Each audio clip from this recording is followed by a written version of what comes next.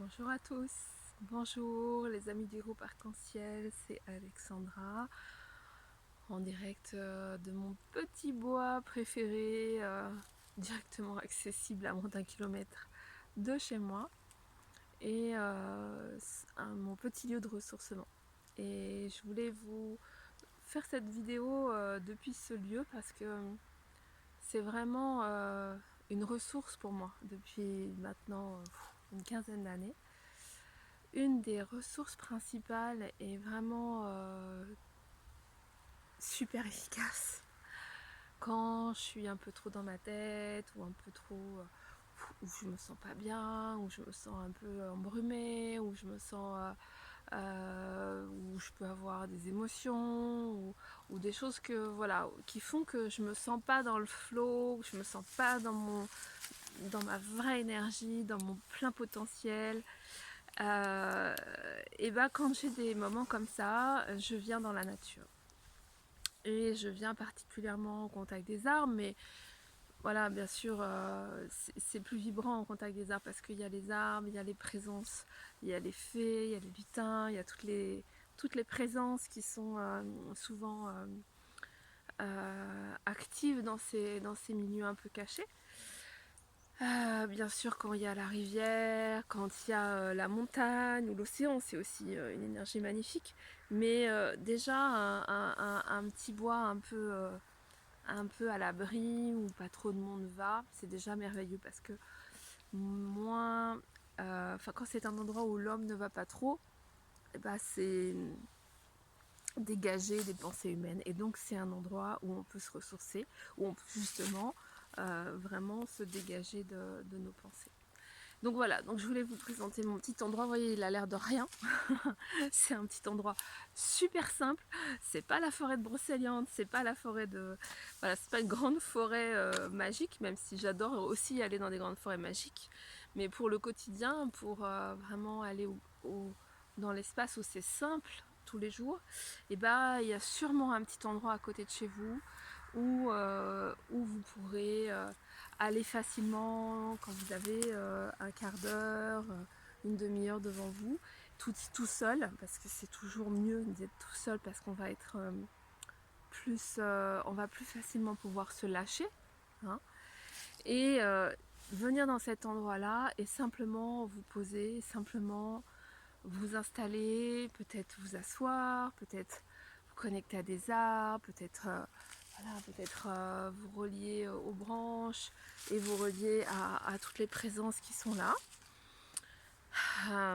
Moi j'ai pour habitude à chaque fois que je découvre un petit endroit, un petit bois, de créer une cabane. Donc il y a un endroit, il y a un arbre, ça devient mon arbre. Des fois je mets des petits gris-gris, des petites plumes, des petits machins, des petits trucs qui font que ça devient ma cabane.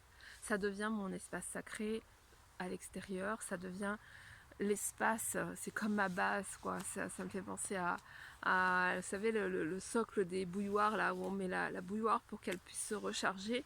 Et ben voilà, moi c'est comme ça que c'est une de mes pratiques depuis une bonne quinzaine d'années maintenant. Alors je vous invite à essayer si si ça vous appelle, si ça vous inspire, à essayer, trouver un petit endroit, allez vous poser là-bas, à trouver peut-être l'arbre ou le petit espace de mousse ou le petit espace d'herbe ou la petite clairière qui va vous parler, venir poser peut-être un petit gris à vous, une petite pierre, une plume, un bijou, ce que vous voulez, quelque chose qui bien sûr ne craint pas, hein, c'est-à-dire que on peut le perdre, donc ne craignez pas de le perdre. Vous pouvez aussi bien sûr aménager l'espace, en faire un lieu qui va être un lieu, un temple en fait, votre temple à l'extérieur, puisque bien sûr notre premier temple il est à l'intérieur de nous, dans notre corps et dans notre cœur. Mais c'est bien d'avoir des endroits ressources. Et puis dans cet endroit ressource, vous pouvez aller à la rencontre des êtres qui y vivent déjà, avec simplicité, pour aller à la rencontre de ces êtres-là. Le mieux, c'est la simplicité, la joie, l'enfant intérieur. C'est-à-dire, moi, quand je rentre j'ai l'impression de rentrer dans des contes pour enfants, vous voyez, quand je me mets en lien avec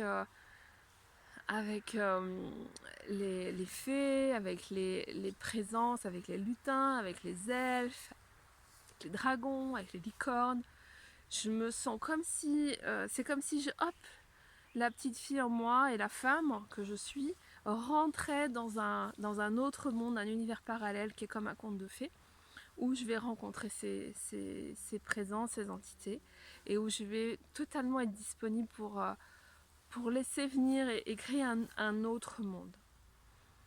Et vous allez voir, c'est extrêmement joyeux, extrêmement,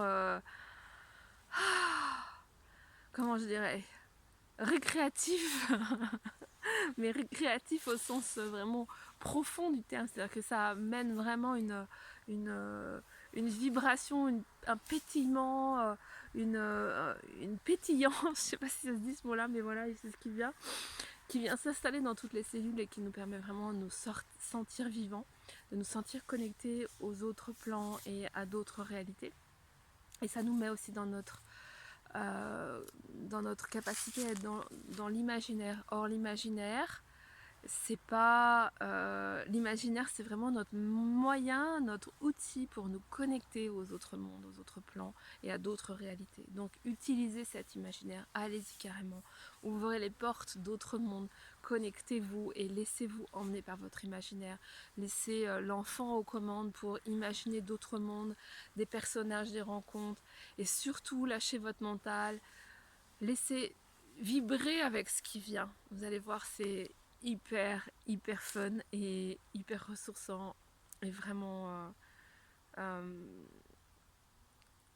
joyeux en fait, voilà, et vibrant à l'intérieur. Donc je vous propose de faire cette expérience là, parce que dans cette expérience là, c'est aussi se mettre en connexion avec notre enfant intérieur. Et vous l'aurez compris, se mettre en connexion avec notre enfant intérieur, c'est activer notre âme, c'est activer ce plan, ce grand plan A dont je parle à fond là depuis plusieurs semaines, parce que c'est vraiment le mot qui m'est descendu, qui est venu, qui était de voilà, il est temps de quitter les plans B et d'être dans les plans A à fond. Et le plan A, c'est le plan du rêve, du rêve profond, c'est le plan de la vie, c'est le plan du pétillement, c'est le plan de l'enfant intérieur, l'enfant joyeux, libre, spontané, émerveillé, vivant, vibrant, créatif, bien sûr. Voilà.